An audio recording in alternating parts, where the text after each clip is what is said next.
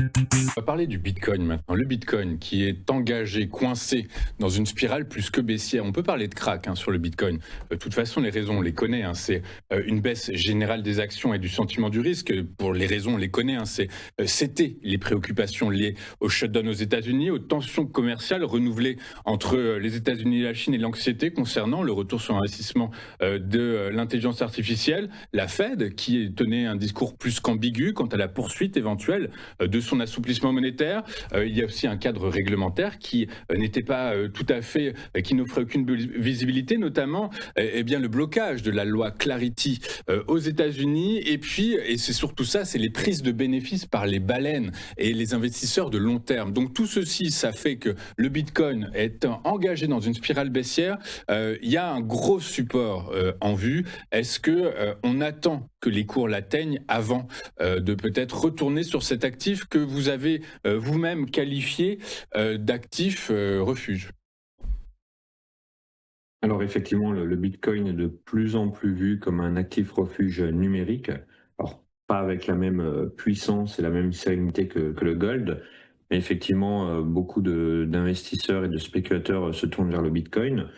Actuellement, il est sous les 100 000 et bien en dessous des 100 000 puisqu'il a frôlé les 80 000. Donc beaucoup de questions peuvent se poser et comme vous l'avez très justement dit, des prises de bénéfices ont été faites de la part des baleines. Donc maintenant, la question est de savoir, c'est est-ce que ce sont les baleines qui tiennent le marché du Bitcoin ou est-ce que c'est le Bitcoin qui se corrèle de plus en plus au marché indiciel? Ça, je pense, c'est la première question. Pour ma part, je pense qu'on peut encore descendre, puisqu'il y a eu, alors de mémoire, je n'ai pas trop suivi, mais plus de 20 millions ou 20 milliards, je ne sais plus, qui ont été retirés du marché, donc c'est pas rien. À mon sens, on pourrait encore baisser, mais les niveaux 74 626, voire 76 000, pourraient être un premier niveau de rebond technique potentiel. Alors, pour ma part, je vais relativement scalper le Bitcoin, notamment avec l'order flow. Donc, j'essaie d'avoir une vision très très court-termiste dessus pour ne pas, au final, me faire avoir par des mouvements d'amplitude qui, sur le Bitcoin, peuvent aller très vite et peuvent très vite soit faire gagner beaucoup de points, soit en faire perdre beaucoup. Donc l'idée serait potentiellement de retrouver les 74 626 et peut-être de réintégrer les 100 000 en début d'année. Mais encore une fois, c'est qui tient le marché et quel est l'objectif au final du Bitcoin actuellement. Guillaume, c'est 1,1 milliard de dollars qui ont été retirés au cours de la semaine dernière. C'est un tout petit Autant peu pour plus. moi. Oui. Un tout petit peu plus.